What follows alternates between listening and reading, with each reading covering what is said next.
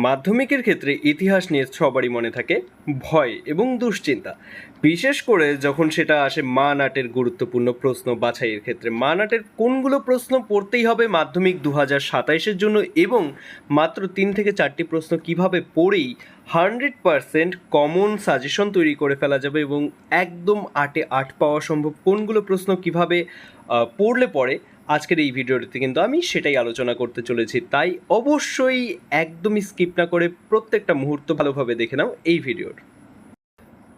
আজকে বিশেষ করে আমরা এই মুহূর্তে চতুর্থ, পঞ্চম এবং ষষ্ঠ অধ্যায় আলোচনা করব মাধ্যমিক ইতিহাসের মান আটের কোনগুলো প্রশ্ন পড়তে হবে। এবার মনে রাখার বিষয় হচ্ছে, যেহেতু আমাদের সামনেই রয়েছে দ্বিতীয় সাবমিটিভ এক্সাম এবং এরপরেই মাধ্যমিকের জন্য আমাদের হাতে থাকবে না একদমই সময়, তাই আজকের এই ভিডিওটা সম্পূর্ণ কিন্তু ইতিহাসের শিওর শর্ট আলোচনা। এখান থেকেই 100% থাকছে মাধ্যমিকেও এবং স্কুলের আগামী পরীক্ষাগুলোতেও। প্রথমে আমরা যেটা আলোচনা করব সেটা হচ্ছে ইতিহাসের চতুর্থ অধ্যায় অর্থাৎ সংঘবদ্ধতার গোড়ার কথা। যে প্রশ্নটা স্কুলের জন্য গুরুত্বপূর্ণ সেটা হচ্ছে 1857 সালের মহাবিদ্রোহের চরিত্র ও প্রকৃতি। তবে এই প্রশ্নটি কিন্তু মাধ্যমিক 2027-এর জন্য ততটাও গুরুত্বপূর্ণ নয়। এরপরে যেটা আছে, মহাবিদ্রোহের পর ভারতের শাসন ব্যবস্থায় মহারানী ভিক্টোরিয়ার ঘোষণাপত্রের ঐতিহাসিক তাৎপর্য ও প্রভাব আলোচনা করো।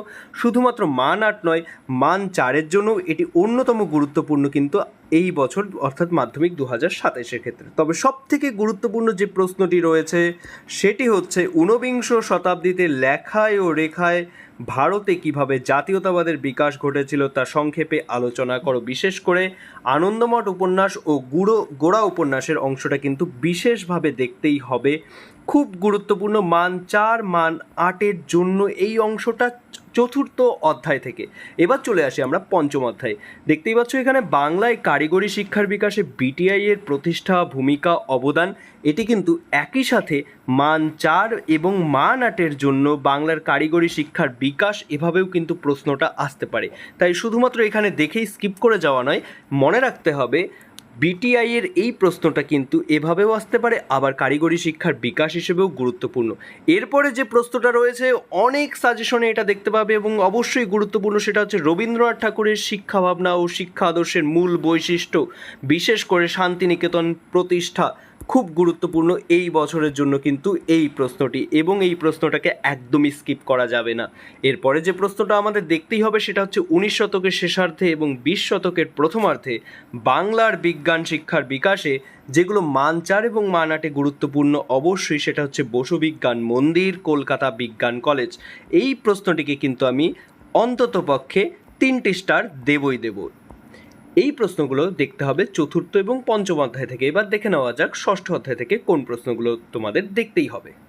আমরা যদি দেখি ষষ্ঠ অধ্যায় থেকে যে প্রশ্নগুলো অবশ্যই দেখতে হবে মাধ্যমিক 2027-এর জন্য 100% সাজেশন হিসেবে, 20 শতকের ভারতে কৃষক, শ্রমিক এবং বামপন্থী আন্দোলন, এই যে অধ্যায়টি রয়েছে ষষ্ঠ অধ্যায়, এখান থেকে প্রথমত আমি আবারও বলে দিচ্ছি, শুধুমাত্র মান 8 নয়, মান 4-এর জন্য গুরুত্বপূর্ণ, আমি একসাথে বলে দিচ্ছি। সেগুলো হচ্ছে বামপন্থী আন্দোলন, যেমন মান 8-এ গুরুত্বপূর্ণ, একই সাথে মান 4-এর জন্য বিশেষভাবে এটি দেখতে হবে।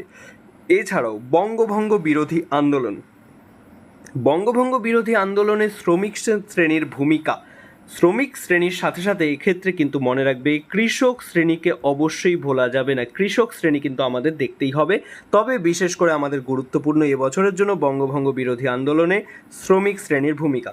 এছাড়াও অহিংস অসহযোগ আন্দোলনে কিন্তু কৃষক আন্দোলন যেটা রয়েছে, অহিংস অসহযোগ এবং আইন অমান্য আন্দোলনের সময়, সেটা মান 4 মান 8-এর জন্য গুরুত্বপূর্ণ হয়ে যাচ্ছে।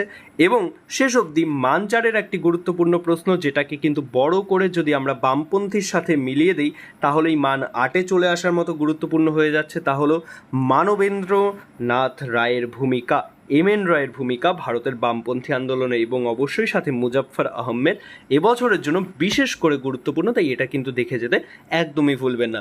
পরবর্তী ভূগোল, ইতিহাস, জীবনবিজ্ঞান, ভৌতবিজ্ঞান প্রত্যেকটি বিষয়ে সাজেশন গুরুত্বপূর্ণ ভিডিও আমাদের এই চ্যানেলেই আসবে, তাই অবশ্যই সাবস্ক্রাইব করে পাশে বেল আইকনটি ক্লিক করে রাখো পরবর্তী ভিডিওগুলো দেখার জন্য।